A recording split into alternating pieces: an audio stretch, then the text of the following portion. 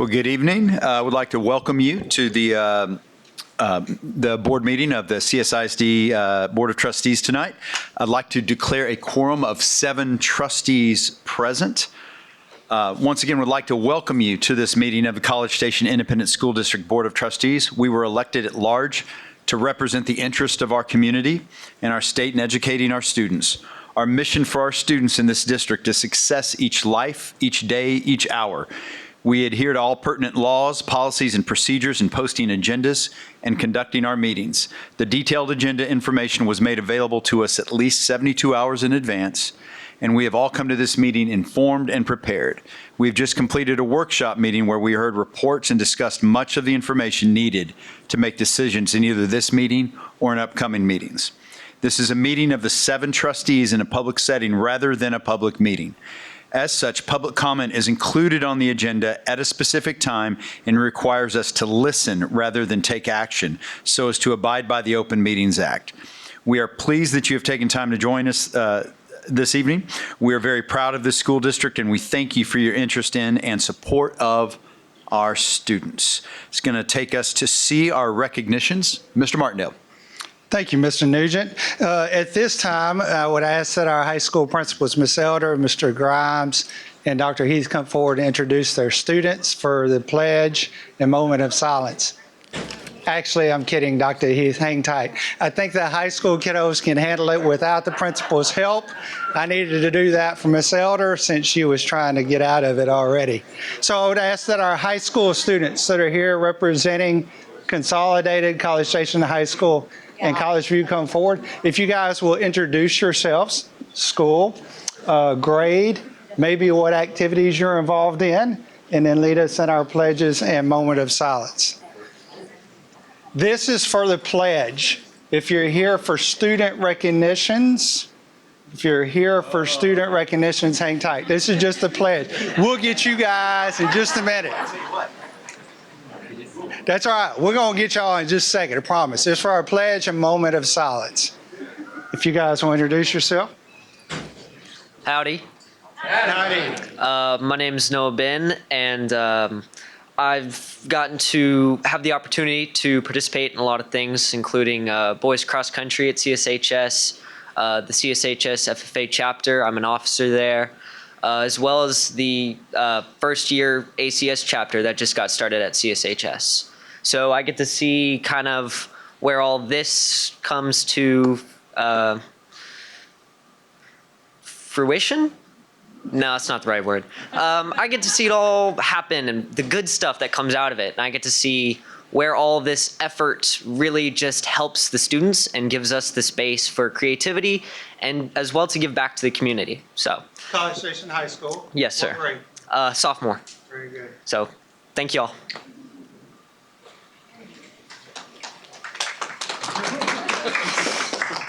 Good evening. My name is Maggie Perry. I'm currently a freshman at CSHS.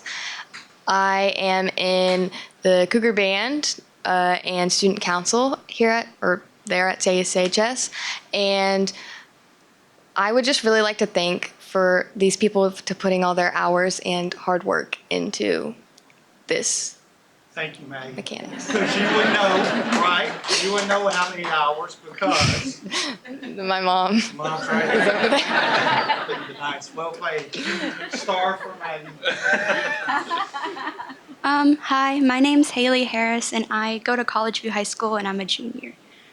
Yeah. Activities, hey? What? Go ahead. Hello, I'm Roseanne Jahari. I'm a senior at College View High School. I'm president of Student Council at CVHS, and I'm also president of Skills USA. And I was also involved in the strategic design team at CSISD. Thank you.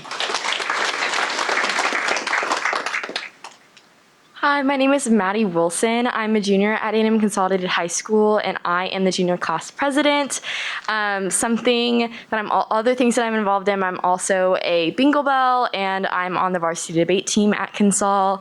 And something that I really love about Consol is the diversity in its people and its clubs, and it really has a place for everybody. Howdy, y'all, and good evening. I am a junior at A&M Consolidated High School.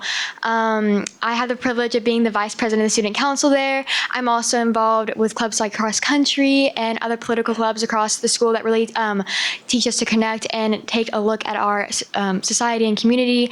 Something that I really like about Consol is the tradition and history that it provides and the way that it connects all the students together. And also, I just want to say thank y'all for y'all's leadership and everything you do for the community. You're awesome.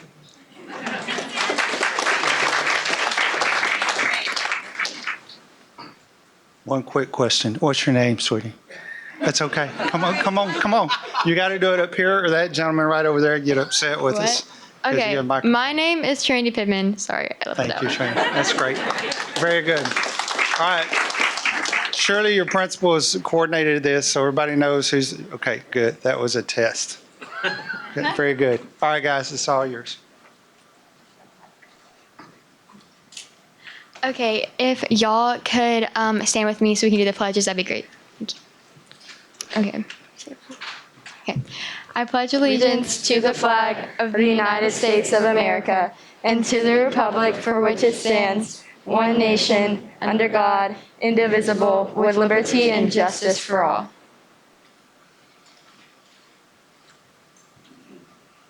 For the Texas flag. Honor the Texas flag. I pledge allegiance to thee, Texas, one state under God, one indivisible.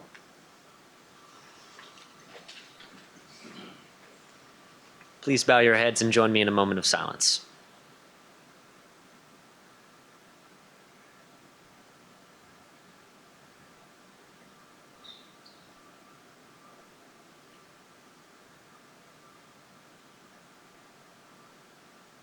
Thank you.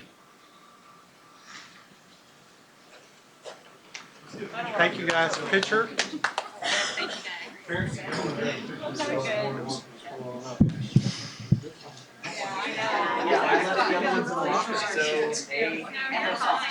right, board members, make sure you can see my camera.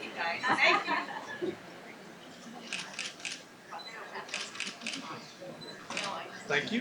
Very good. Good job, guys.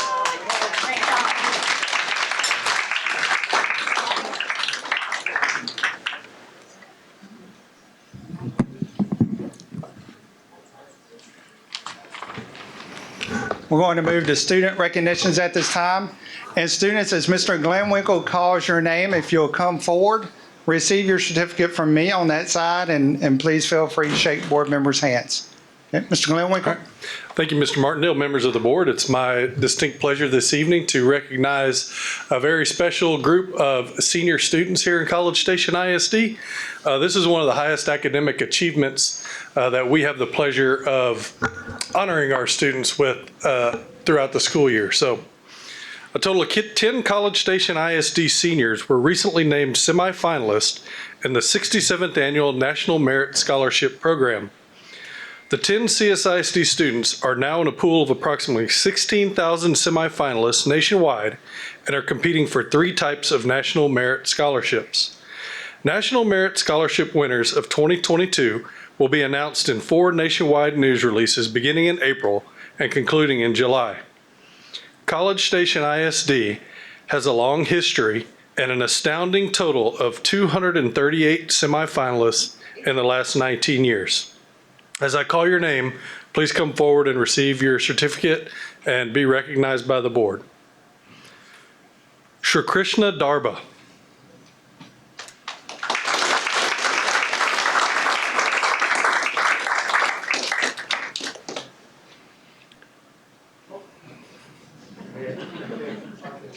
This is how we do it. Congratulations.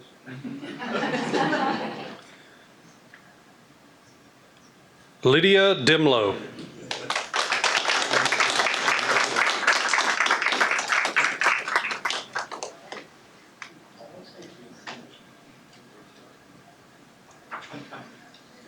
Yusheng Gao.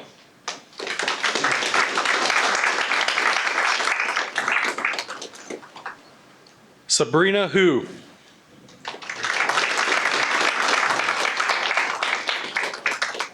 Andrew Larson.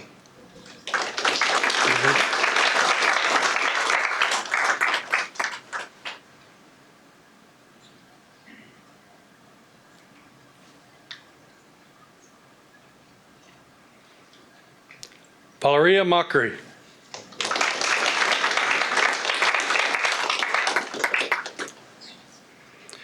Kathy Meow.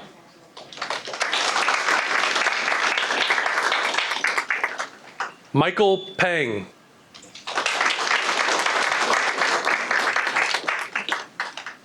Zachary Wang.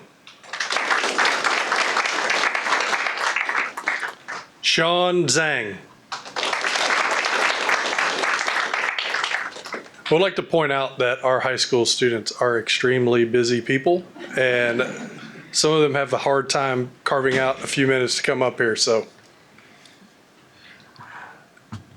in addition to the 10 National Merit semifinalists, 29 College Station ISD students received a letter of commendation from the National Merit Scholarship Program. Approximately 34,000 commended students throughout the nation are being recognized for their exceptional academic promise. Although they will not continue in the 2022 competition for National Merit Scholarship Awards, commended students placed among the top 5% of more than 1.6 million students who entered the 2022 competition by taking the 2021 preliminary SAT. Again, as I call your name, please come forward. Andrew Arthu.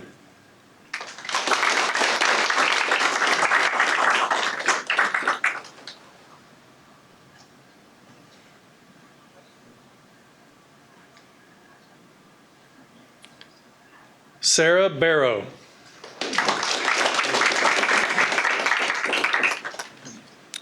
Robert Bemmer.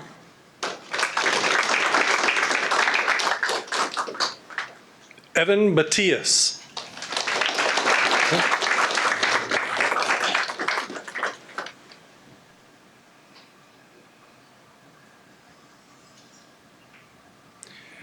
Rand Boivy. Ulysses Braga.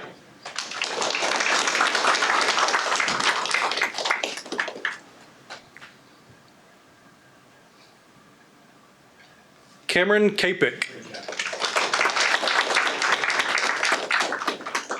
Minso Choi.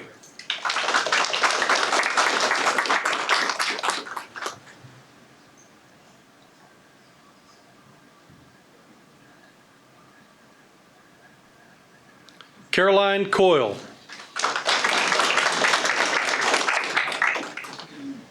Catherine Crothwaite. Eric Finberg.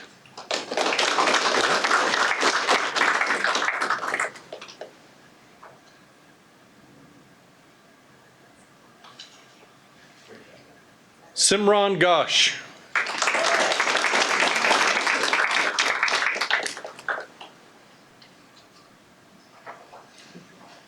Gabriel Guillen.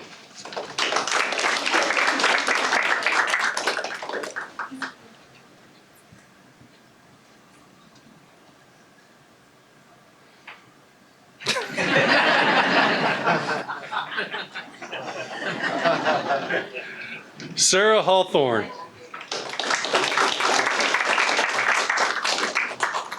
Lauren Hightower. Leanne G. Andrew Lee.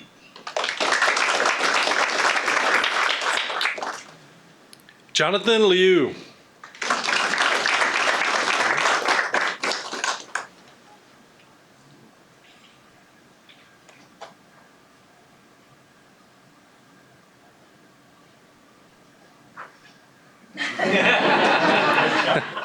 Jeremy No.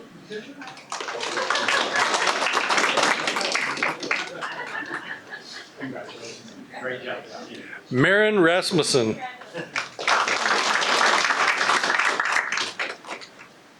Madeline Renard.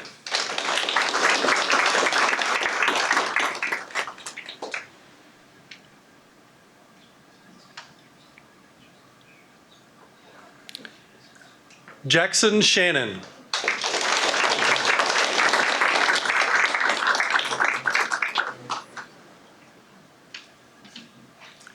Kennedy Sharp.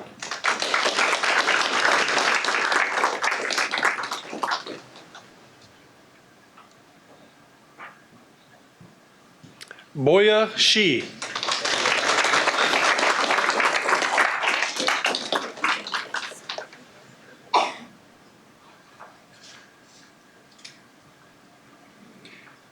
Andrew Sorescu.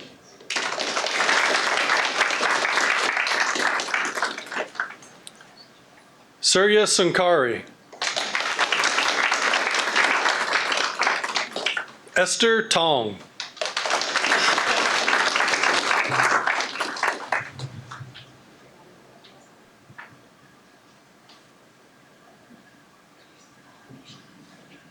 Hunter Voucher.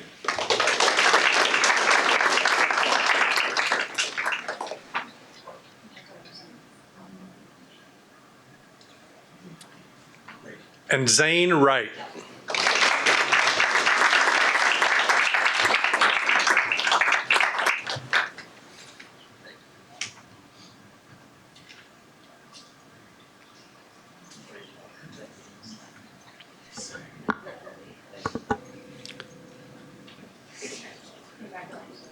Mr. Martindale, that concludes our presentation, our recognitions for the evening. Very good. Thank you, Mr. Glenn. One more round of applause for the kids.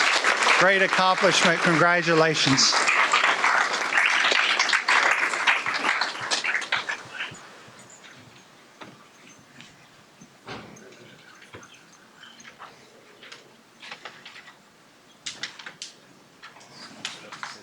I didn't mean to stay.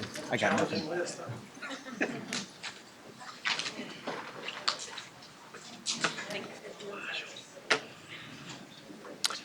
All right, while we're kind of getting settled again, we're going to head to C3, where we'd like to recognize the incredible artwork in the back. It's from CSISD Head Start, A&M Consolidated High School, College Station High School, and College View High School. So if you got a few minutes before you leave, please check that out if you've not had a chance to.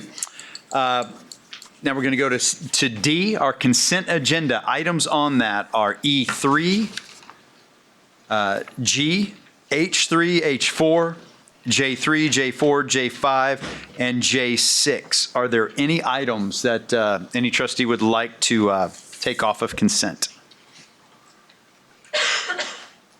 All right, with none, do we have a motion? I move that we approve the consent agenda as presented. All right, we have a motion and a second. All in favor, please say aye. Aye. All opposed? All right, motion passes 7-0. It's going to take us to E1, receive a report on board member continuing education credit. Mr. Martindale. And right back to you, Mr. Nugent. All we need you to do is read into the minutes everyone's completion of their training hours. This seems oddly You've been- self-serving, but I'd be happy to do it. Right. All right, so I will read each board member and their place and whether or not they completed their educating. What? Yes. All right. Are you nervous, Mr. Lorak? Okay. I was first done. That is terrifying if true. All right, so wow, this really is oddly self-serving. President Mike Nugent, place 1, exceeded. Trustee Amanda Green, place 2, exceeded. I know, I didn't think you'd get that either. It's my last one. Hang on, everybody. No. Trustee Joshua Ben, place 3, exceeded. Secretary Jeff Horak, place 4, exceeded. Trustee Kimberly McAdams, place 5, exceeded. Trustee Thomas Hall, place 6, exceeded. And Vice President Geraldine Nolan, place 7, exceeded. Congratulations to you all. I know you were sweating it. All right, we will go to E2, board directions and reports, announcements, as well as our superintendent reports and announcement. Are there any reports? I'll go. So I'm not going to talk about health committee because y'all sat through the workshop, but we're done meeting. So now we are just in an exploratory stage for that, much like was discussed in the workshop. DIC met, I think last week, yes. And what we received at that were 3 different agenda items. First one was the CNI coordinators did their reports as it pertains to the strategic design goals and their strengths and where we are as a district going forward and what they have observed here in the early part of starting school. The next was our District of Innovation Plan. We made some slight modifications, updates to that. And then we discussed the calendar process, because here we go, starting for next year, the calendar. And so those have gone out to the campuses for feedback. And then obviously surveys will go out to the community, and we will start that process. I think that is all I am on. And I'm just going to give a little teaser for Education Foundation, because Ms. Benden is giving a report to us tonight, but she's got a really great announcement. Little teaser. I have a couple. Well, one, I just want to say SHAC has not met yet for the first time, but they will meet next week. And we just voted on the consent agenda to approve that committee. You know, it has to have a majority of parents and community members on it. So it looks like a great list, and I'm looking forward to them all showing up and, you know, participating in the process starting next week. A couple others. The SHAC, no, not that was SHAC, the PAC met on October 7th, which is the Personnel Advisory Committee. And again, I'll just go over a couple of the highlights we talked about, because it's this big room full of representatives from every campus, right? Mr. Martindale gave in his update, he focused mostly on the bond and making sure everybody in that group knew the details and knew how to share the information with their campuses. And then some of the questions from the campuses were addressed. One was, or actually a couple of questions were about substitutes and how, you know, we all know it's been hard to get substitutes this year. And obviously, you know, we think about how that impacts the students, but it obviously impacts the other teachers in our schools as well. You know, they're having to lots of times pull that double duty and cover and such. And one of the things we talked about was the extra compensation that we've worked on to give our existing teachers when they need to cover. But the one thing that was the good news is that as of that last week, they had just got their first day of over 90% fill rate for substitutes, which was a real good, obviously good thing. And I think there's just, the teams at the HR and everybody's worked hard to make that happen. But also the other thing that's helped that happen is just having the COVID numbers go down, right? We have more people, more of our teachers are there in the available to work. So that was also all good news. And I think the other one that we talked about, which is obviously very important, is you just mentioned the TRS committee. And so that was just discussed with that group as well, because obviously, I mean, that's going to be an important decision that we make that could potentially impact our teachers and our staff. So they will share that information with their campuses. So that's a kind of summary of the key highlights of PAC. And then the one other one is just kind of like Mr. Horag mentioned, the Academic Achievement and Class Rank Committee met.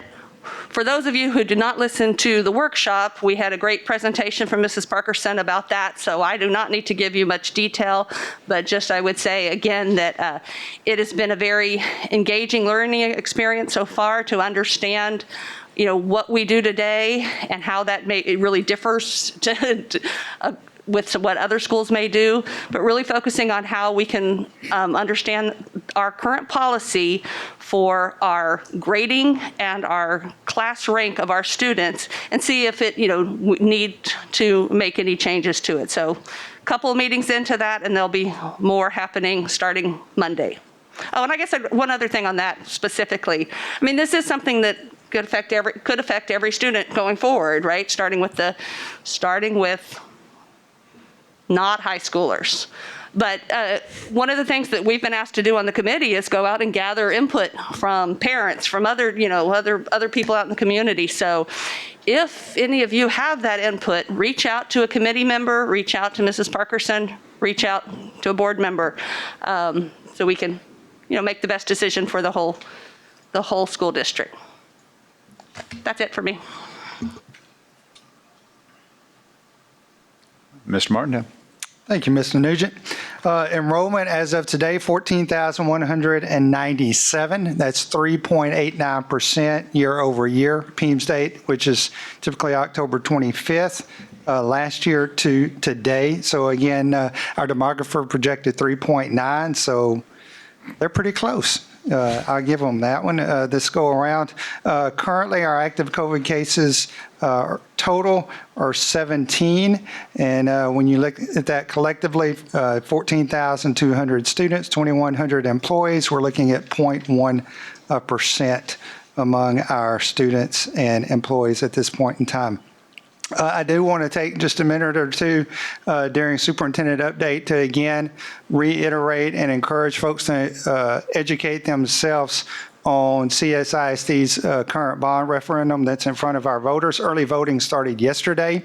There are 4 separate propositions by law. That is something that's a little bit different than past bond elections. Several legislative sessions ago, there were some things identified that have to stand as separate propositions if school districts take them to voters, and that's what we have with these 4 separate propositions. Proposition A, which is $70.6 million, consists of renovations to A&M Consolidated High School, Southwood Valley, Pebble Creek, and Cypress Grove.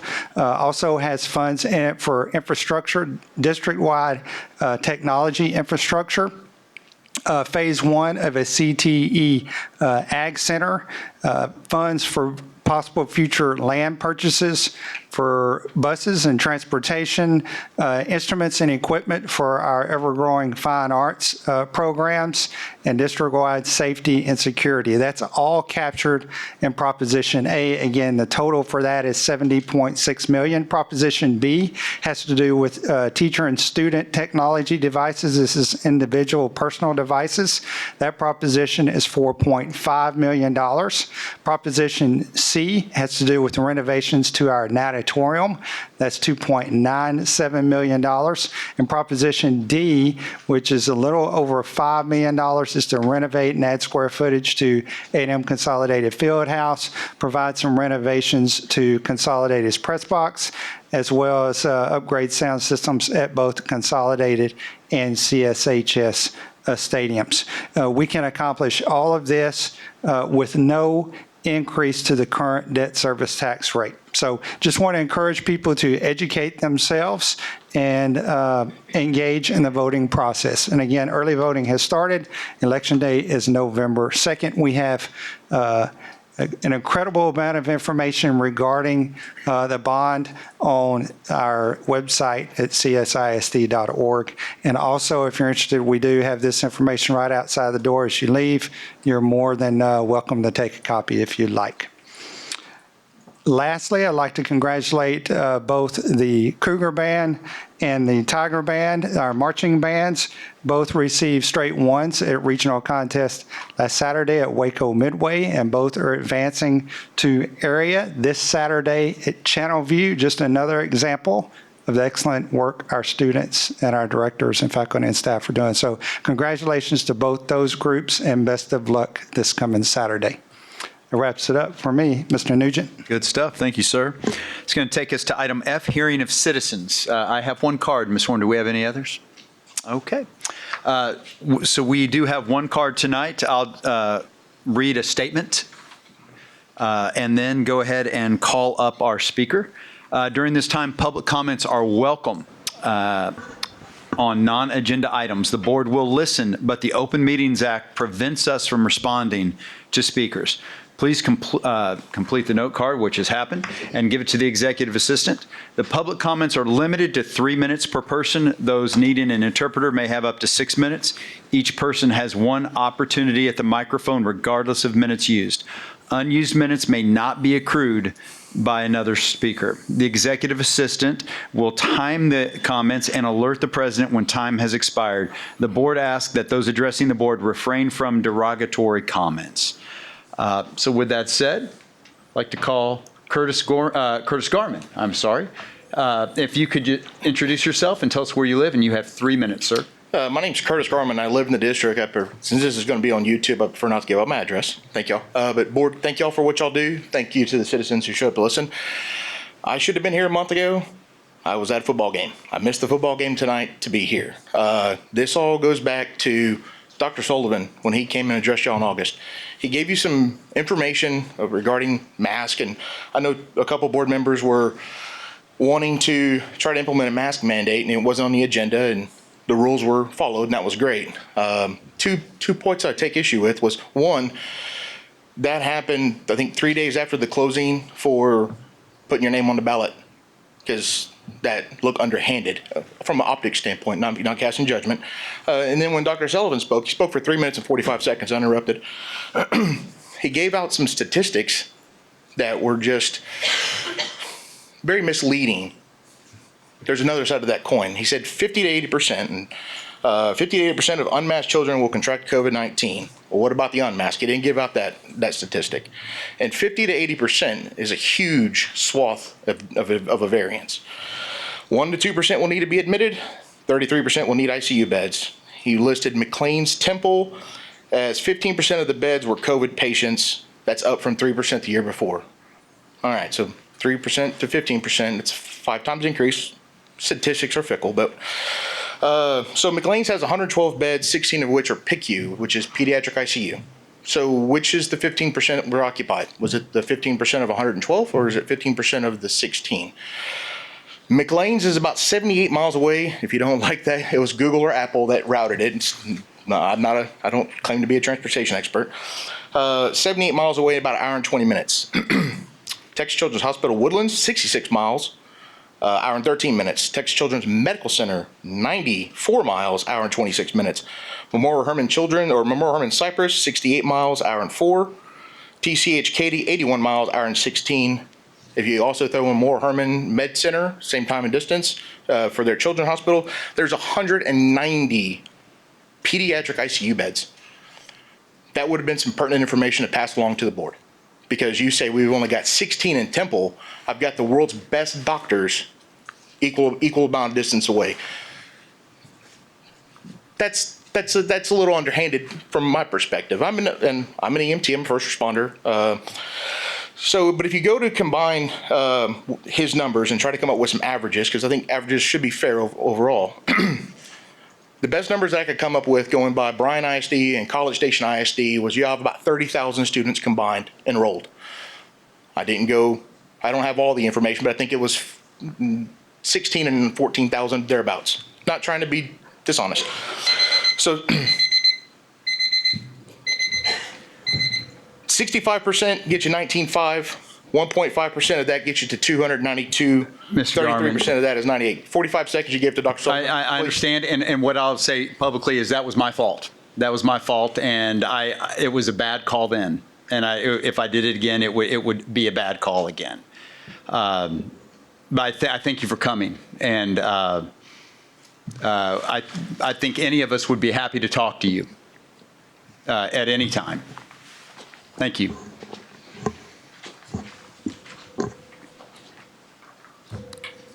All right, and that is going to take us to H1, receive a report on CSISD Education Foundation. Mr. Martindale. All right. Thank you, Mr. Nugent. This month, our program report comes to us from our Education Foundation. So here with this month's report, our director of the CSISD Education Foundation, Ms. Teresa Benden. Ms. Benden? Thank you, Mr. Martindale. I'm waiting for that news that Ms. Nolan was speaking about earlier. You're going to have to be patient. Okay, we'll wait for it. Mr. Nugent, members of the board, Mr. Martindale, and my esteemed colleagues and guests in the audience, it is my pleasure tonight to bring to you a report about the Education Foundation. And this just so happens to be my 12th anniversary of serving as Education Foundation Director. So it's been a kind of a memorable day for me. And we are also in the midst of Brazos Valley Gives today, which I'm sure you guys have heard on the radio and on the news today, which we are doing really well. And I will report about that shortly. But to get us started here, I would like to direct your attention to my slide presentation here. And, you know, it has really been very humbling and very amazing to serve in this capacity, because I am not doing this alone. I have a esteemed board of directors that really, you know, walk alongside me and serve with me to do all the wonderful things that I'm getting ready to share about tonight. Nancy Berry, who is our current board president tonight, wanted to be with us, but she had to be out of town for a different commitment. But as you can see here, we have a fairly large board of directors, and all of these people I can say are 100% donors. We're 100% giving board to the foundation, and they not only give of their money, but they also give of their time. So I really want to thank them publicly for their service. I did skip a little slide there. I want to share about our mission, because we did revamp our mission recently a little bit to include some things that we want to be able to do in the future. So our mission is to partner with the community to provide resources that inspire learning and teaching, enrich opportunities, and recognize the successes of our students and our teachers. And so all of the things that we support, all of the things that we do, we hope that that goes back to our mission, that those things fall within our mission. And not to steal from Kevin's idea last board meeting to share a video, but I would love to share a video that gives a nice highlight about all the programs that we did over the last year. And so I'm going to do that right now.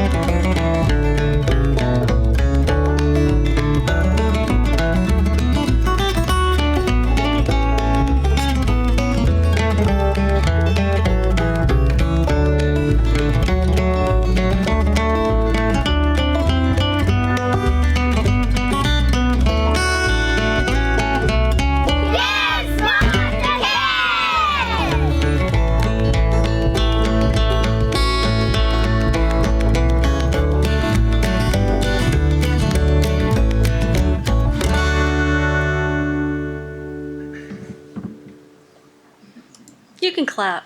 Go ahead. I can't take, I would love to take credit for that video, but I really want, I will give, uh-oh, something singing. There we go. Okay. But I really want to give a shout out to Ashley Harkins, who's on my staff, who I will share later about. She really is our person in the office that has been putting that together. Do I need to help you out, Dave? Okay, hold on. Let's see. Oh gosh, I have no idea what that is. Okay, here we go.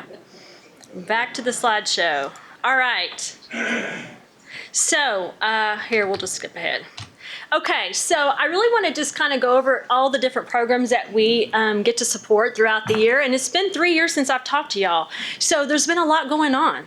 And the last time I was here, we were celebrating our 20th birthday for the Education Foundation. So now we're 23 years old. And we are really getting to do some exciting things because our community is so supportive. First off, we start our year off typically in August with our first year teacher gift card program. I love this program. It is supported by a former CSISD teacher who will be kept anonymous. They provide enough funds to give every one of our first year brand spanking new teachers a $100 Amazon gift card. And you know, those of you who started out as teachers, we know how hard that is the first year you start, because you have nothing and you don't get paid for like 6 weeks. So we love to be able to help our first year teachers. And this is our 6th year that we've done this. Christys Closet, wow, we just celebrated our 5th birthday for Christys Closet, if you can believe that. We just had a birthday celebration. Actually, Mr. Martindale was there Monday helping us give out some birthday cake and candles and cake mixes and so forth. He had his hat on. He had his hat on, yeah. But guys, Christys Closet has just been a phenomenal program that we've been able to serve so many students, staff, faculty members of our district. And since 2016, we've raised $132,000 that has been spent specifically on Christys Closet. And this is basically generally used clothing, new shoes, socks, underwear, toiletries for all CSISD students and staff. So we have had, it has been really busy, and I'm glad to say we're back in swing of things past our COVID year. We've had plenty of visitors, and we also gave out Halloween costumes this past Monday, so that was fun. Our Amy Anderson Literacy Legacy. Another wonderful program. This is a book voucher program that every Head Start pre-K student gets a $10 book voucher to go to their school book fair. And the beauty of this program is they don't just get a book, but they get to select the book that they want. And what we found is when they get to select the books that they're interested in, they get excited about reading. They get excited about wanting to learn and be a reader. And so we have served over 3,000 students in this program. It's been around for about 4 years now. It's easy to fundraise for. People understand books. People understand reading. And it's a privilege to name it after Amy Anderson, who is one of our former district curriculum coordinators who had such a love and heart for reading and for the underdog. Our innovative teaching grants. This is really the meat of where we really focus a lot of our fundraising and a lot of our program that we get, money that we give back. So last year we awarded $172,000 over that much in teaching grants for our district. Over the last 22 years, we've given $1.6 million. Wow, that's a lot of money that we've really infiltrated back into the classrooms. We're super excited. We have 108 applications currently that are being assessed. We hope to award $250,000 this year alone in teaching grants. And guys, that can go from anywhere from fine arts grants to technology to outdoor classrooms to STEM. I mean, we have just an array of asks, and obviously we can't fund everything, but we love to do as much as we can. And of course, that's with the help of our wonderful sponsors that help us throughout the year. Our Senior Hall of Fame. This is really personally one of my favorite events because it marries the outstanding student with the outstanding educator. And how this works is we select, actually the students, the teachers at the high schools get to vote on the senior class, and they get to select the most outstanding seniors based on integrity, leadership, dedication to their school, and positive attitude. And the reason I really love this is it can really be any student. We've had special needs students being selected. We've had athletes. We've had choir students, band students, students who are really strong academically. So it could be just anybody. But the beauty of it, they get selected, and then they get to select an educator, a teacher that's been most influential in their lives, and they write an essay about them. And then the whole thing culminates in a banquet at the end of the year where we honor everybody. And it's just a really wonderful wonderful evening, and I know Chrissy always says it kind of gives everybody kind of a boost to keep going because it's a great evening. I'm gonna have to take a swig of water because I'm fighting a cold and I'm gonna start coughing, so I apologize. Okay, student scholarships. I would say this is probably our next largest program that we support. And this program has really grown over the last several years tremendously. We awarded $130,000 in scholarships, $130,200 last year. And you know, one of the things I love about we were able to do last year is we were able to do a lot of in-person things, even though we were still trying to be careful and still be accommodating to those who were concerned about their health. And so we had what we called a red carpet affair last year. And we had the students come about every 20 minutes, and we kind of had groups come, and we really did kind of get to pamper them. They walked up the red carpet. We had a lot of flash photography. They got to go into another room and take some shots, have some paparazzi. And it was really a great evening, and it was so well received by our donors and our scholarship recipients that we're going to do it the same way again this year. So it'll be a lot of fun. We also manage 16 endowed scholarships worth over almost $700,000. And guys, that is really awesome because that means that those scholarships will be around forever. And as you can see, we have given out a lot of money in scholarships, over $800,000. And this year coming up, we hope to award $150,000 in scholarships. And I am pretty convinced that we're on track to do that. This is a brand new program that was not around 3 years ago that we have just started 2 years ago now. And this is a summer day camp scholarship for students in the summertime to attend CSISD summer day camp. And I really love this program. What we do is we have nominations come from the principals and the counselors. These are students from K through 6th grade who can attend summer day camp. And what I love about it is we pretty much covered most of the fee, but this family still has to pay a small part of it just to have some buy-in there. But what I love about this so much is that students have an opportunity to have experiences that they wouldn't normally have. They get to go places, they get to learn how to swim, they get to go to amusement parks, they get to go on field trips to places in town and maybe out of town that they would never have had the opportunity to do. So it's really a huge boost for the kids that get a chance to be a part of this. And we sponsored 28 kids last year. We hope to do at least that or more this next summer. The other thing I really love about this is that we found too that some of these children, it really helps to keep them engaged so that when they're leaving school in May, they have something to continue on through the summer. So when they start school in August, there's not that lull of having to kind of catch back up. They've been engaged, they've been challenged, they've been had an opportunity to be around some really high quality Aggies. We have so many Aggies that are our summer day camp counselors. So I just love this program. It just gives those students a really great opportunity to do things they would not normally be able to do in the summer. Our Star Educator program is kind of a half fundraiser, and it's also a recognition program. So for a $10 donation, anybody in the community or on campuses can honor a teacher or an educator in the district.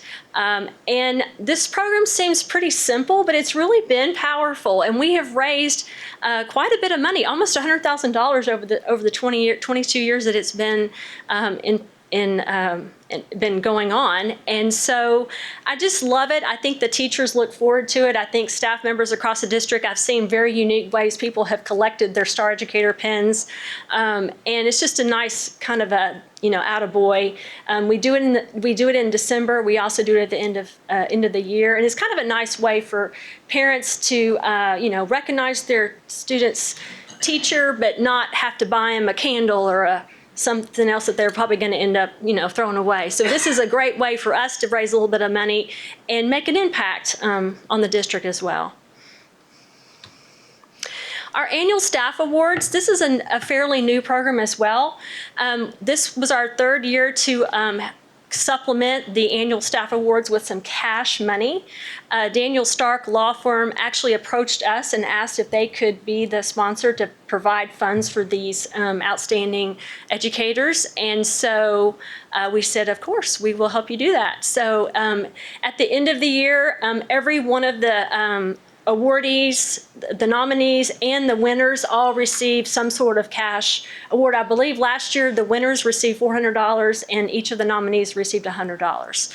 So that's really a nice way to just thank our teachers and our paraprofessionals and our auxiliary staff for a job well done. And then I love to talk about this because I call this the Chrissy factor. Chrissy occasionally shows up at our meetings. Well, she comes to all of our meetings, but she shows up and says, hey, I got a need. I need something. And so these are our special projects. And some of these are driven by Chrissy. Some of them are driven by me, that I see a need and I want to go do some neat things as well. But so you can see Dinosaur George was I call it a reverse field trip. We brought in Dinosaur George for all of our elementary campuses to host and have the students go through the museum. And what I loved about this so much is that we also were able to involve the community in the evenings where they could bring the families in and also be a part of that. The Stop the Bleed kits was a Chrissy request, and we were glad to help out with that. So now we have 53 kits across the district. Those are the bleed control kits that you see hanging on the walls across our campuses. And then most recently, the Cardonex software. To be honest with you, I had no idea these poor counselors were, you can see the picture. That's how they were doing scheduling, guys. Like literally, it saved them hundreds and hundreds of hours to have this new software. So that was a partnership with the district that we chipped in some money. They chipped in some money. I believe some of the middle schools also helped out. But I love that we were able to collaborate, and now we have some really great software that our counselors can use. Well, 50 Men Who Can't Cook, 2021. We were not able to have 50 men, but the great news is we are hoping to have it for 2022. So, but we were able to still have some recognition for our sponsors who did sponsor us and for some of the cooks that had signed up to cook. What I love about this so much, though, is we had so many people that were still wanting to do it, and we have opened the gates now for people to sign up for this year, and we have had no problems with getting people to be involved and want to participate. So we hope to have a great 50 Men Who Can Cook 2022. We're looking forward to it. It's going to be on February 4th. We've got the clear off from the health department officially, so I'm very excited about that. So if you wonder, I want to talk a little bit about where our money comes from. And guys, this is really a huge component of why I feel like we're so successful. And it's because of y'all out there, because most of these people, or everybody in this room just about, is an employee of CSISD. And through our employee giving program, we have so much support financially. It has really allowed us to do some significant things throughout the year. We have $164,000 pledged just this year through employee giving. Can I say that again? That is a lot of money, guys. We have 54% of our employees pledging to give through their employee paycheck on a biweekly basis. that is huge. That is a huge stamp of approval, not only for me for what we're doing as a foundation, but just to know that we're giving back and able to help the schools and the students and teachers. Over the years, we've almost raised $1 million since we started this. And it took me a while to talk the first superintendent that I was serving under to do this, but obviously it's been successful, and it's been a great way to involve everybody to feel like they're a part of what we're doing. The other thing I really love about this program is half of every dollar that is donated by a campus, we give back to them the following year as unrestricted funds that they can use in any way they would like. And this past year, we gave over $56,000 back to all the campuses to use on different projects. So I love that so much. So if you wonder where all the money comes from, this is based on last year's budget, where we took in at $660,000, almost $661,000. And what I really want to point out to y'all is that we used to really be heavily dependent on 50 Minute Can Cook. We did all of our fundraising through 50 Minute Can Cook. We did our sponsorships. We did everything revolved around 50 Minute Cook. But about 3 or 4 years ago, I kept telling the board, we have got to change that mindset. We have got to go to more of an annual campaign to where we're not dependent on events as our main fundraising. We can definitely build it in. We can definitely build in sponsorships, all of those things, but we have got to get away from the dependency on events. And so we did that, and you can see our partnering opportunities is basically our annual campaign, and 32% of our funds comes from that. And thank goodness, because last year we couldn't even have 50 Minute Can Cook. So that would have been devastating if we had had all of our eggs in that basket. So I'm very grateful for our board to see that and to know that that was impactful. As you can see, our scholarships, money, income, but that's a kind of a come in, go out type situation. Employee giving is a huge part of it. Of course, we have investments, and then you can see the other small areas of where the income comes in. And then where does all the money go? So this is kind of a pie chart of where all the funds, where we allocate our funds to be spent. So we gave back about $479,000 in the form of teacher grants, scholarships, campus rebates, summer day camp, Christys Closet, all the different things that we support.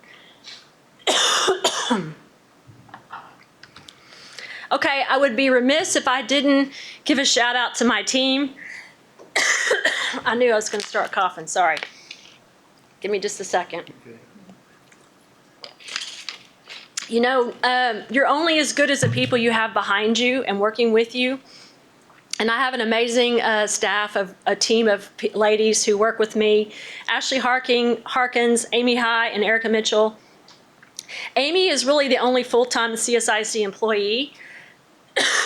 Ashley and Erica are paid for by the foundation as a private or as a consultant to the foundation.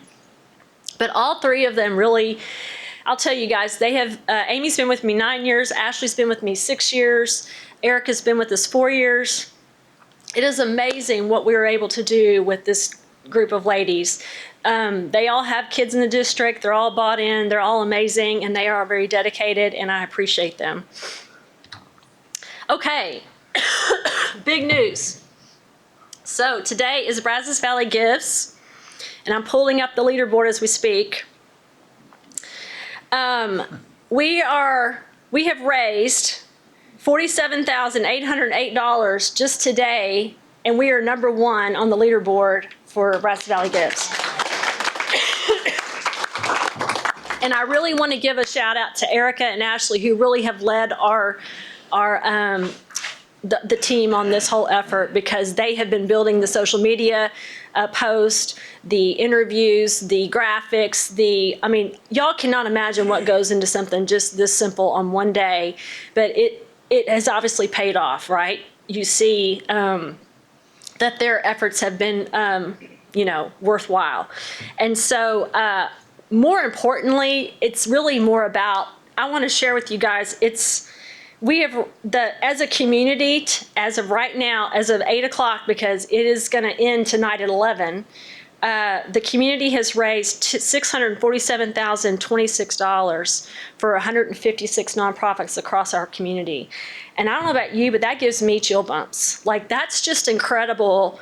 Like, I was sitting in my car this morning before I got out to go into the office, and I thought to myself, do I need to pinch myself? Because we live in a community that is a bubble. We live in a community that cares about its community. We live in a community that cares about the schools and our social services and all the things that we do. And guys, it's not that way everywhere. It's just not. And so, I'm just grateful. I want to publicly say how grateful I am to our community for supporting our foundation, all that we are able to do to help our students and our teachers. It's just amazing. So, with that, I will end my presentation, and if you have any questions or comments, I would love to entertain those.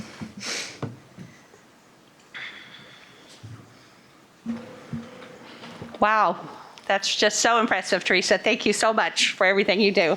And I just look at all those different programs you do, and I can't decide which one's my favorite, right? There are really so many amazing things that you do across the district. And I always kind of thought that maybe your job would be more just the fundraising side of it. But really, I think maybe the harder job is putting all these wonderful programs in place, deciding how to best use that money to inspire, enrich, and recognize the folks, students and teachers across the campus. And it really does, going through all of them together, just look like, a wonderful package of ways that you do that. I mean, from that Hall of Fame, which is just fabulous, and, down to Christys Closet and the literacy programs. And even, I love also the new scholarships for the summer day camp. Just wonderful things across the board. So again, thank you for all your hard work, and also to everybody else who's involved with that efforts. Thank you. So I'm just going to preface this. I am biased for what I'm about to say. As a member of the Education Foundation Board for 8-9 years, whatever it's been, I see what goes into this, and I'd be remiss if I didn't 150% agree with you and your staff as much effort as y'all put into this, and it's proven. I mean, look at today, Bratz Valley Gives. College Station ISD and all its entities don't know how to lose. And while this isn't a competition because everybody wins that gets donations, it's neat to be part of one of the top. And I agree, we can't thank our community enough for all that they do, especially last year during COVID. I worked hand in hand with these business owners on the board, and it was tough, and we got through it, and we still gave to the Education Foundation because we know what it's all about. And so everything y'all are doing, every program, I mean, I just wait to see what y'all are going to add sometimes, and maybe we're taxed at this point, but I think the most recent is the summer day camp, and that. I think we bought mattresses last year at one point for kiddos. So the ideas that y'all come up with and knowing that it's going to succeed, kudos to y'all. Keep it up. Yes, thank you. And I want to say it's been a privilege this year for me to be a part of Education Foundation and to have more chances to interact with you and Erica and Amy and Ashley, and then also with the board, Jeff and the rest of you. It's a great board, and you guys. I tend to help with that. You do help with that, and I appreciate it. Like, for real. But in this community, I mean, I know we keep saying it, but this community is amazing. I remember whenever I was inducted onto the board, my aunt was here, and she's from Oklahoma, and she was board president at her school board for years in Oklahoma. And that night when I got home, she had met you, and she said to me, she says, "Geraldine, do you know what a gem you have and what an amazing program your district and your community has?" She was like, that is amazing. And she's absolutely right. The things that you guys do, see a need, fill a need, and you do it so well. So thank you. I echo the same. Thank you to you and your team, the support of the school district, our faculty and staff, our teachers, and our students. There are so many things that wouldn't happen without you guys, and you're the icing on the cake, and we're grateful for that. I did notice 2021 was the 50 men who can't cook. That obviously Mr. Horak was signed up for that last year. Is that correct? So. I'm just going to say I saw your name on that list as well, Mr. Martin. Mine? Well, I don't it was on argue there. that fact. No, thank you, Teresa, and to your team, very much so. Anyone else? Yeah. Again, as Mr. Martindale said, just have to echo what everyone has said. So incredibly proud of the work that you have done on behalf of the district, and just thank you. Thank you so much. Thank you. All right, this is going to take us to H2, receive annual bilingual ESL program report. Mr. Martindale. Thank you, Mr. Nugent and board members.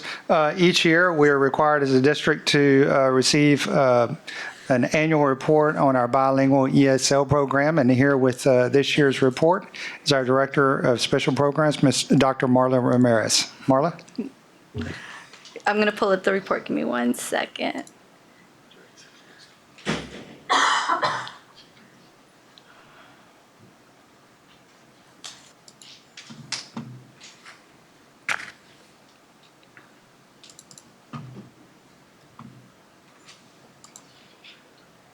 Okay.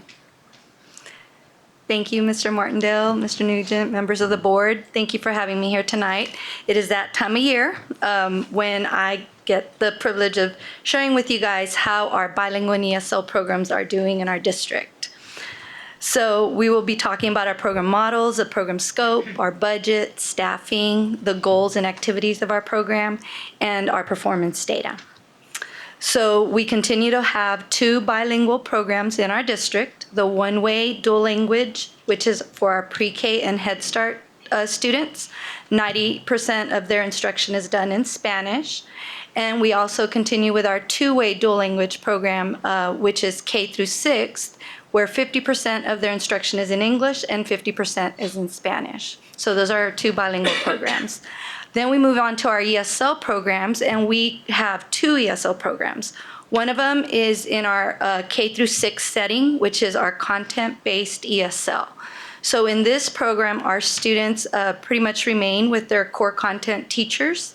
They usually have a team, and all of those teachers that are teaching the core content are ESL certified. Then they move on to 7th through 12th grade, and we move into a pull-out ESL. We all know that bells come into effect. Well, they do too in 5th and 6th, but we still keep the content base there. But with bells come periods and classes. So 7th through 12th, we move into a pull-out ESL program. And in this program, our ESL certified teachers are the English teachers. So whichever teacher assigns that English grade or gives that English grade has to be ESL certified. There's a new term in Texas. So you're going to probably hear me fumble through this, but only Texas, we are now emergent bilinguals. There are no more limited English proficient students. There's no more English learners. It is emergent bilingual. And this describes all of our students who don't have English proficiency. Okay, federal is still left, so it's kind of, it's Texas. So we have to report how many languages are spoken in CSISD or reported in CSISD. So every time we have a new to CSISD student, they fill out a home language survey. The home language survey has 2 questions. What language does the student speak most, and what language is spoken most in the home? You would have only done this if you have kids in CSISD, if you ever remember your kids entering our district, the home language survey pops up. Well, this year we had 62 different languages reported. So I think everybody knows what the first most popular language would be, which is English. And the second one, mirrors our specialized language program of bilingual with English, Spanish being taught, which is Spanish. Any ideas on the third? we go. You're right, Mandarin. How about the fourth?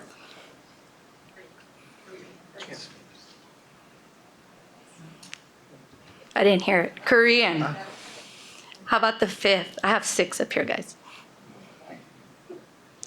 These get pretty close. Vietnamese, and then the next one is Arabic. So these are the languages that I'm monitoring as we're talking about having to add specialized language programs. Right now, our emergent bilingual count, remember those are our limited English proficient students, currently is at 1,329. 911 of those are native Spanish speakers. Therefore, we have the dual language English-Spanish program, which is our specialized program. This year, 2021 dual language kinder cohort, we have 161 students in just our kinder dual language cohort. We have 92 of these students being native Spanish, 69 being native English. So a lot of people say, wait, we have a 50-50 program. We have more native Spanish than we do English. Guys, we had to open 8 classes this year. We have limited space. The state says as long as we are over Spanish than English, we're okay, we're in compliance. 60-40 is really the formula they want us to have. So we're in compliance. I don't think we could have added a 9th class, but we have 8 dual language classes completely full right now. 6 of the teachers are bilingual certified and 2 are ESL certified. So we're in compliance with the program. The ESL teachers do teach the English side of dual language. But this is definitely a thriving program and always looking for ways to help it grow. So areas that we are monitoring. So every year around September 14th, this year I kind of missed that date, but September 18th I asked for our program to be run across the district for how many languages are reported by our emergent bilinguals. So these are our LEP students by grade district-wide.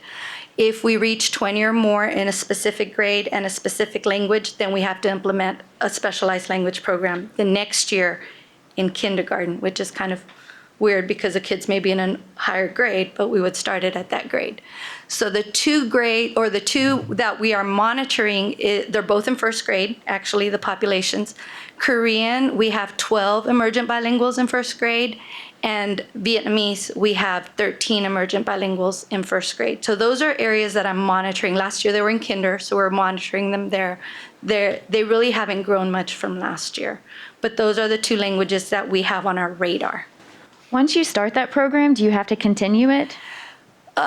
We do as long as we have the population. As long as you have 20. Now, it doesn't have to be like a bilingual program. So it doesn't have to be like a Korean English program. It just has to be a program that we are emphasizing the instruction for those students. Okay. That we're acknowledging it and we're doing something above and beyond. So our budget for our bilingual ESL remained pretty steady. If you notice, the thing I like to look at, because this really does show our growth, is our bilingual ESL state allotment. That has increased from the years, from last year, and that has to do with our population. A couple years ago, about 2 years ago, the state finally acknowledged our English side of dual language. So our English side of dual language is now funded. It's at a lower rate than the limited English or the emergent bilingual, but they are actually funded. So we code those students and we receive a little bit of funds for the English side of dual language participation. We receive more for the Spanish and then our ESL students. So all of that the formulas and the amounts are now a little bit higher for the bilingual ESL students. So that has shown in the increase in our budget. So it's nice to see that the state is acknowledging that these students have a gap and we need to meet their gap or meet their education by providing a little bit more funding. The other funds that we use a lot for our English learners or our emergent bilinguals is Title III. So Title III is part of our ESSA grant, which is Title I, II, III, and IV. Title III is specifically for our emergent bilinguals. So we use those funds across the district to be able to supplement their instruction. Professional development, we enhance our summer school programs, teacher anything teachers need for the classrooms and stuff like that. A couple of instructional assistants as well. So our current staffing right now includes 49 bilingual certified teachers that are actually serving in a teacher role. So we have 42 that are in bilingual classrooms, specifically bilingual classrooms, and that's pre-K through 6th grade. We have 2 that are bilingual reading specialists, and I want to kind of point out here, you say 2, but we have 3 campuses. One of our bilingual reading specialists this year is actually in a classroom. She took one of the kinder classes. So that's why we only have 2 bilingual reading specialists right now. 2 that serve in a special education capacity. So we have 2 bilingual certified teachers that are actually serving in that capacity. And then we have 3 bilingual instructional coaches, and those are paid out of Title I because those are on Title I campuses.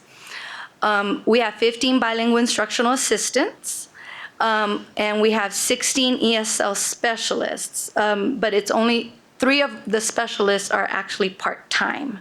So it's really only 14.5 teacher units for 16 different positions. College View High School has a ESL student for the first time this year. So we actually have a teacher that covers that one student at that campus. We have 2 ESL instructional assistants that help with the dual language program at Oakwood, and then 305 ESL certified teachers in the district serving ESL students. So it's also the time of year where we determine that all of our students are being served by certified teachers. So bilingual or ESL. So this year I'm happy to report that we do not have to submit a bilingual exception to TEA, which is great because then we're going to get full funding for all those kids. But we do have to submit an ESL waiver this year. So the way that looks is we have 22 teachers right now serving 59 students across the district that do not hold an ESL certification. 6 of these teachers happen to be specialized because they're special education and dual language. So it's hard. When we look at, okay, what do we do with these? We can't move the students to a class with an ESL certified teacher because they have to be in the special education program as well. But we have looked at all that. We do have 2 teachers right now that are in the queue to test this month. So hopefully they'll get their test done, and I don't know if we'll have the results by November 1st, but I can go back and recode the kids and do everything I need to do. And we did that last year. Like, teachers were getting their certifications as the months went by, and we were recoding the kids. So what that means is we'll code the 59 students as being in an alternative language program, and then we'll go back and code them into a regular program once their teacher is ESL certified. So, but I was very pleased to know that it's only for ESL this year and not for both bilingual and ESL. So our goals continue to be to just ensure that the emergent bilinguals master the state curriculum, that they develop English proficiency, that they're, for our dual language bilingual students, that they're not only English proficiency, but literacy and fluency in both English and Spanish, and also to develop an understanding and appreciation of other cultures. So our activities are definitely we have to identify the emergent bilinguals within 4 weeks of enrollment. So the student enrolls, home language survey says something other than English, they're on our radar. We have to determine have they, are they limited English or are they English proficient? Our assessments for identification, we use our pre-loss links for pre-K and kinder, and we use our loss links for 1st through 12th. This is state standard. Everybody in Texas has to use that. For monitoring or for progress measures, we use TELPAS and STAR. Those are 2 of the measures. And of course, we look at MAP and we look at all the other district assessments as well. We're monitoring our emergent bilinguals constantly.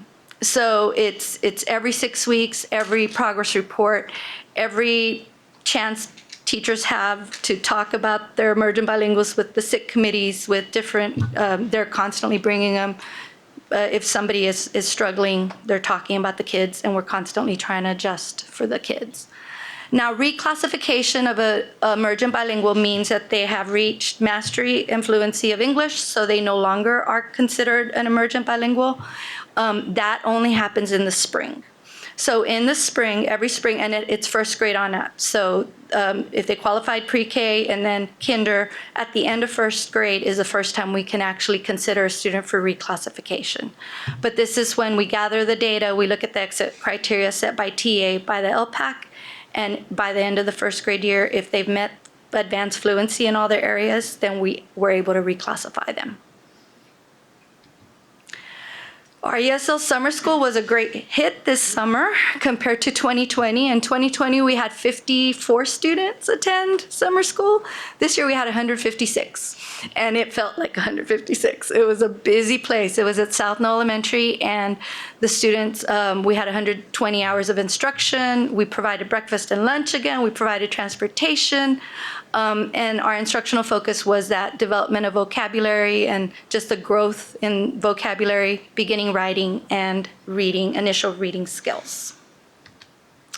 So our performance data, this was actually really interesting, and I'll share a little bit more towards the end of the presentation, but we had 100% of our students that were here that weren't virtual learners actually test. So we had a really good testing group. So K2, our goal is to get these students to advanced high. So we don't want to see the kids in the beginning, intermediate, advanced. We want to see them in advanced high because that shows fluency, mastery and fluency.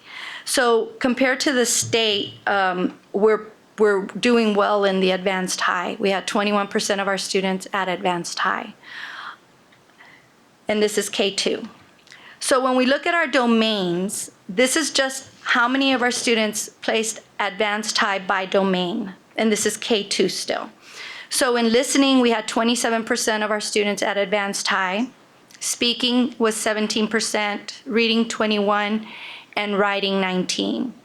So they're doing well. Our students are doing well. The speaking was a lot lower, and I'll be honest, when we were looking at our data, speaking kept a lot of our kids from reclassifying this year. And there's been a lot of discussion as to, was it the headphones? Was it, because kids have to record themselves. So they put on these headphones and they record themselves and they accept their recording or record again. And then it goes off to TA and TA scores them. So there was a lot of discussion this year about that test. It's not the first year we do it, but there were a lot of concerns this year. TA has assured us that it's a reliable and valid test. So that's what they told us a couple weeks ago. So we'll see, but they are looking at releasing some of the speaking back to the districts for us to validate. So we're waiting for more information on that. So our 3rd through 12th grade group, again, here is just how they did with all of the 4 domains together. Again, we're focusing on that advanced high. We want the students to be advanced high. And this is our 3rd through 12th grade group. Then when we look at the domains by themselves, the listening, speaking, reading, and writing, again, look at the speaking. We only had 7% of our 3rd through 12th graders score advanced high in speaking. And this is where we were like, okay, there's something not right here. It didn't seem right to us. So we're working on that. We have a lot of things in place to help them practice the speaking part. So we are also measured on how many, if our students make progress at least 1 level or more. And we did have 56% of our students make progress, at least 1 level progress. And we had 34% of our students make at least 1 level progress 3rd through 12th grade. So our students did make some progress. But here's the other surprising part from this year's report. We had 16.6%, and this is our results-driven accountability data, that showed that our 16.6% of our students remained in a beginning proficiency level. That was a shocker. Like, I looked at that and I was like, okay, we've never, ever, ever gotten close to that. What we found out is that out of the 57 students, 33 of the 57 that were on that report were marked O's, that means other, or marked A, which was absent. So 57 were just automatically given beginning. So instead of saying, oh, they're absent, they're not there, let's not count their score, they counted them with a beginning. So I was looking at the list, and we had a lot of kids that were intermediate, advanced, and now beginning. Like they put them all beginning. So if we back that data out, and I don't know if TA is going to do that or not, we would be at a 6.9%, which is more in line to what we traditionally score. We're usually in that lower percentage. So I'm not sure where this is going to go, but I was happy to hear that 33 were O's and A's after we investigated it a little bit more. But we are going to enhance our reading practice through just content, reading across content. That's the way these kids are going to just keep growing. And then we're going to offer authentic speaking opportunities, a lot of practice speaking into computer headphones. We have a lot of different things in play right now, a lot of ideas that the teachers are talking about on we're ordering new headphones, new headsets, just to see if all those things help. And then our writing, we're also going to continue to write across curricular areas to enhance the writing of our students. And then when we look at our secondary data, our EOCs, we had 64.7% of our students pass the biology, but our goal is to be 75% or higher. That's what TA's measure wants us to be at, 75% or higher. We are getting there, but we still have some gaps to close. 68.6% of our students pass the U.S. history, and our goal is 70. Now, English 1 and English 2, we are at a 35.3% pass rate. The state wants us at a 60. This has been gradually going up, but I can honestly tell you our high school enrollment for emergent bilinguals has skyrocketed. We have at least, combined with, well, now the 3 high schools, because College View has one, we have at least 150 emergent bilinguals at the high school level. So, and they do combine English 1 and English 2. Then our graduation rate, I'm happy to report, has significantly increased from the year before. Our class of 2020 was at a 69.4% pass rate, so, or graduation rate, which was 25 of 36 students. This year, the 2021 cohort, we had a big increase to 79.1%, which was 34 out of 43. Of course, we want 100% of these kids graduating, but they want these kids to finish in 4 years. And a lot of them are coming to us older with no credits, and they want them to finish in 4 years. So it's hard, but we're working through it. We have some systems in place that are helping us keep track of the students. So we're monitoring them closely. Our dropout rate is measured from 7th through 12th grade, and we had 9 students that were considered dropouts for the 2021 school year. So we are at a 3%, and we want to be below a 1.8% there. So these are areas we're closely monitoring. So if a student leaves, we're really doing everything we can to find out where they went. Did they go back to their home country, or did they go to another school? We're having to monitor that very closely. So our ESL teaching strategy support, we did buy Elevation Strategies, which is an online, it's more for teachers. It's actually, it helps teachers plan lessons. So a teacher can go in and say, I'm a math teacher, I'm teaching algebra. They go into Elevations, they pull up algebra, first period, it'll tell them who their English learners are, and it'll tell them what levels those kids are. Then it could put in what lesson they want to teach, and it gives them some strategies to use with the students to their levels and to their proficiencies. So we are using that. We purchased it last year. ESL specialists were trained last year. This year, in August, we trained all the high school content teachers. We just finished training our LOT teachers and our CTE teachers, our DEAP staff. That happened in October during our staff development day. And we're just going to continue training all our teachers, and we'll be monitoring the implementation of this tool to see how effective it is. And we feel like it's something that teachers have ready to use and will help our students make gains. Any questions or comments?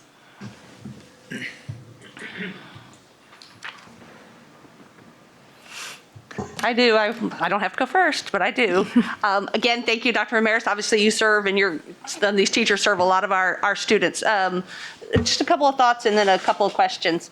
One is, I mean, to me, when you show the metrics about progress, those are some of the more meaningful ones, right? You don't get to control when those kids, where they are when they show up, right? Right. But so I think when we track and you show us the progress that they've made, I think that is obviously what we're trying to do. So it's more of that that you can illustrate, and even also kind of the year-to-year progress that you've made on some of these metrics is I think it's more powerful. That's kind of my personal opinion of looking at those. Couple questions. One is you said this big dual language class coming in. Do you feel like that's somewhat of a bubble maybe because of COVID, or do you think this is going to continue? And then what do you? I would love to have the answer to that, because that means I could 100% plan every year. I can honestly tell you the last time we had anything close to this, they're in second grade right now. The group is in second grade. And even when I go back and look at the second grade, I was like, oh, we're going to have 8 classes, and we didn't. We ended up with 7, and it didn't even, all 7 didn't even completely feel like this group. So I don't know. It's hard to tell. Some people say, well, people are moving in. We had the influx of, immigrants, and they're making, I can't prove that. I can't prove that that's what it is. I do know that when the district grows, my programs grow, all the special programs grow, and it's hard to predict. One of the better predictors is pre-K Head Start. So I ran a list actually today because I was checking PEIMS data, and there are 70 bilingual LEP kids right now. Now, they're not all 4 going to be 5 next year. I have to dig a little deeper and find out how many of them are 3, how many are 4, but there's 70 right now, 70. So that always gives me a feel of, okay, what's next year gonna look like? Because I do look at the pre-K Head Start, so. And just curious along those lines that you mentioned, maybe there's fewer of the English speakers with this year, not quite up to that 60-40. Do you see that continuing, or? It wasn't because I didn't have applicants. Okay. I mean, I'll just be very honest. We had more than enough applicants, and I actually had more than enough qualified. I just couldn't match it because we just don't have the space. I mean, we didn't have the classroom space. We didn't have the teachers. I mean, I think I asked, and I could ask Ms. DeLuna, but I think it was July when we added the 8th class. So it's one of those things where I'd love to have more room and more certified teachers, and we could definitely make these programs bigger. So I appreciate that. That's good to know. And I do have one more question. This actually came up at the delegate assembly. There were questions about, do any of these students yet today, is there a possibility to take a STAR test in any other language beside English? Right now it's English and Spanish. So they can take Spanish STAR up to 5th grade. Up to 5th, okay. Up to 5th. And then after that, it's English only. And some of our students will take it in Spanish. Very small number, but we do have some. I was curious. Okay, thank you so much. You're welcome.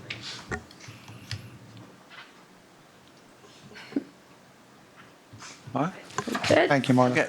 You're Thank you so much, Dr. Ramirez. You're welcome. That's going to take us to J1. Consider approval of an increase in compensation for bus drivers, substitute teachers, and substitute paraprofessionals. Mr. Martindale. Thank you, Mr. Nugent, board members. This is substitutes and of course staffing for our bus drivers has always been challenging areas, more so this year than in the past.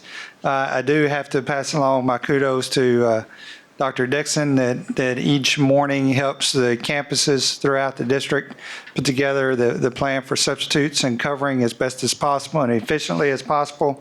So thank you for his efforts throughout the course of this year. I do think our circumstances have improved the last few weeks.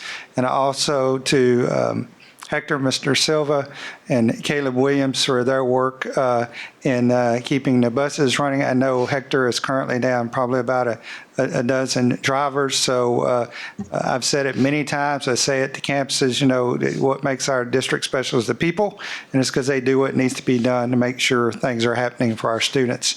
This particular item is one that we see as a proactive measure to help us stay aggressive in these areas.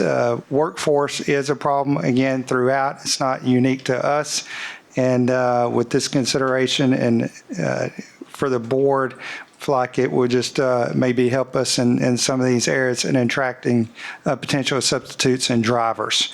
So that's a whole lot of stuff, but with additional details is Ms. Strauss, our CFO. Ms. Strauss. Thank you, Mr. Martindale, Mr. Nugent, members of the board.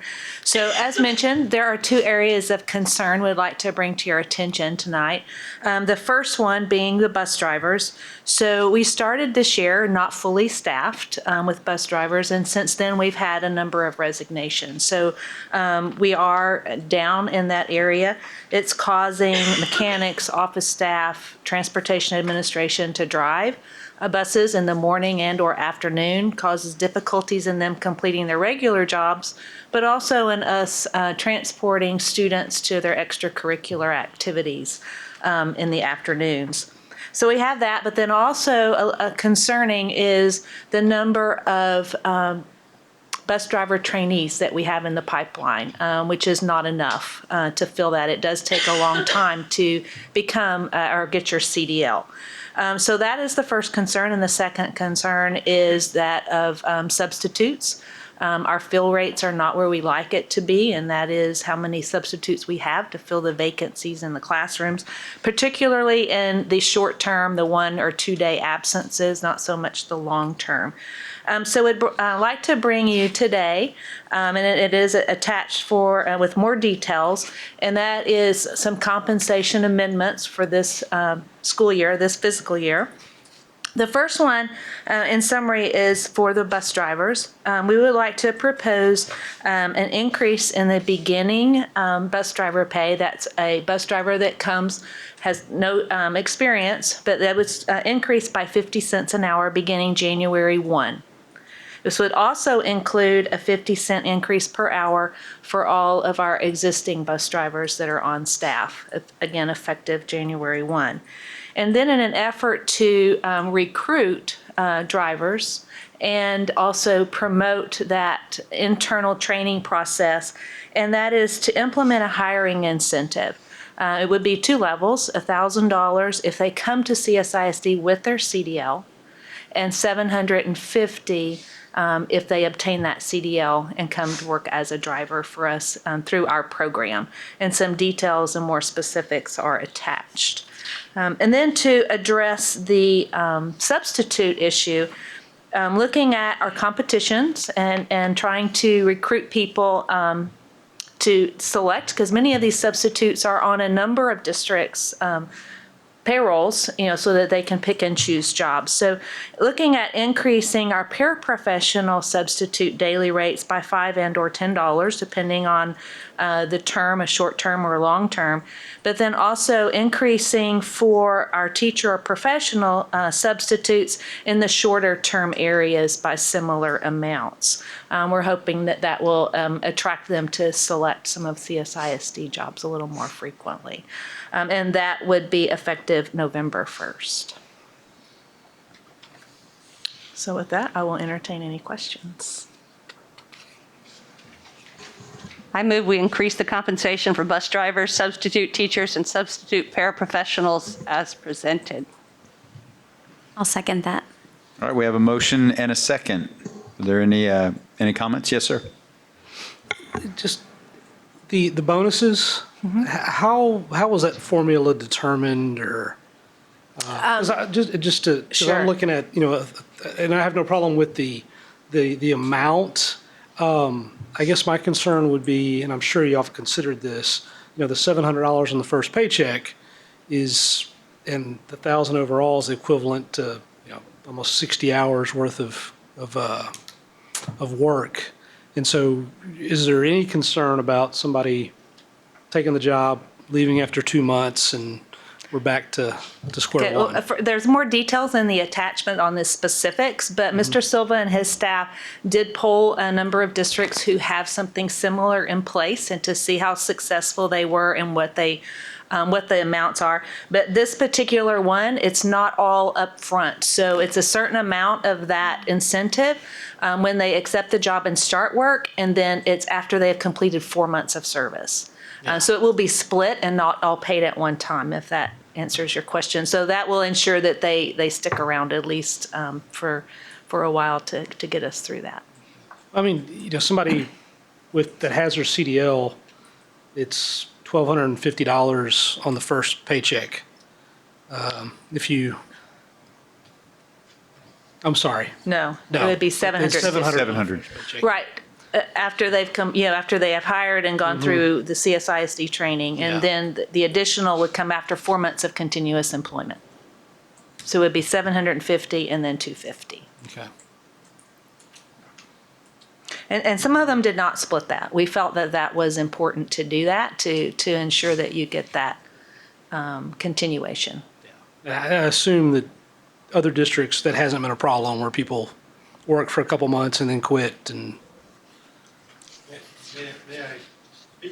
Sure, come up here.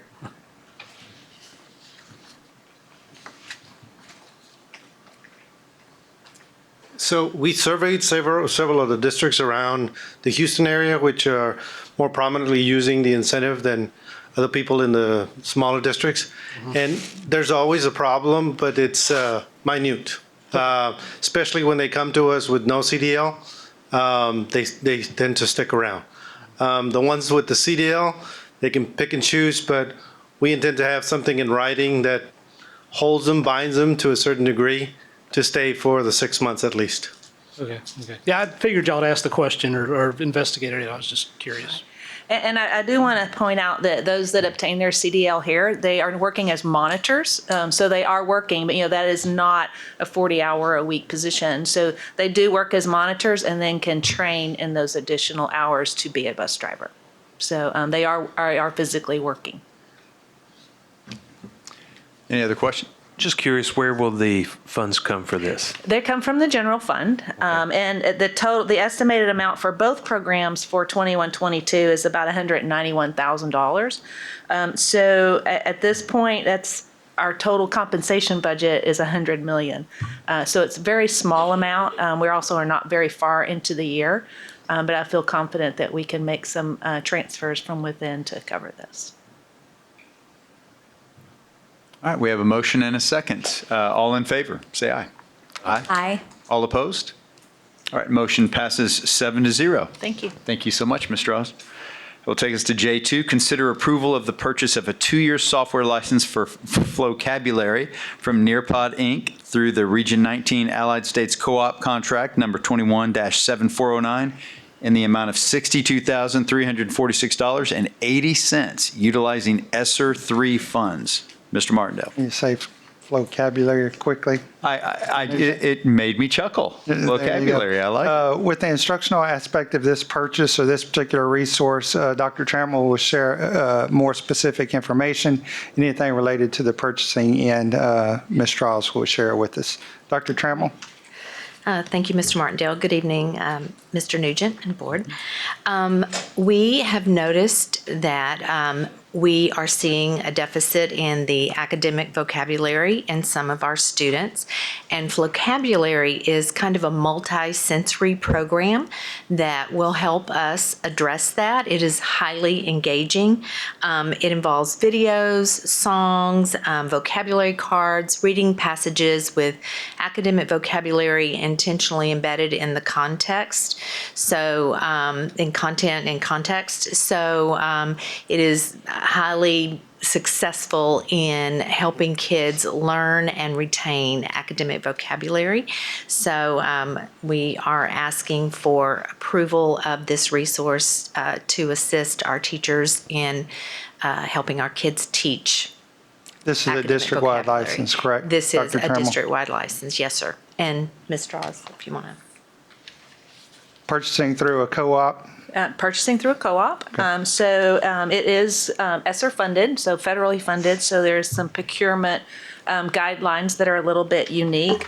But as required by ESSER, we did go through a survey process to see what was important, and addressing learning loss was highly ranked, both in the survey as well as through our budget committee that was formed that worked on the budget for ESSER 3. So the committee did listen and approved to move forward with some sort of software that would help with the learning loss in the vocabulary area. So once we got started, the Curriculum and Instruction Department put together a team, and they did research 3 different software packages, and Vocabulary is what came in. It was actually the lowest price of the 3 that were all co-ops, but also determined to be the best value for the district in addressing the needs that we had. And so all of the areas of procurement were met with regard to the ESSER requirements. I'll entertain any questions you may have.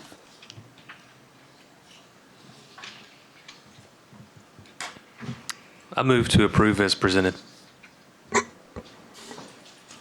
Second. All right, so we have a motion and a second without any questions. All in favor, say aye. Aye. Aye. All opposed? Motion passes 7-0. Thank you. Thank you. All right, that is going to take us to L1, where we're going to go into executive session. The next item on the agenda is an appeal of an employee complaint and will be heard in closed session under the authority of Texas Government Code Sections 551.082 and 551.074. The time is 8:44. And I'm sure we'll see you all in a moment when we're back in open session.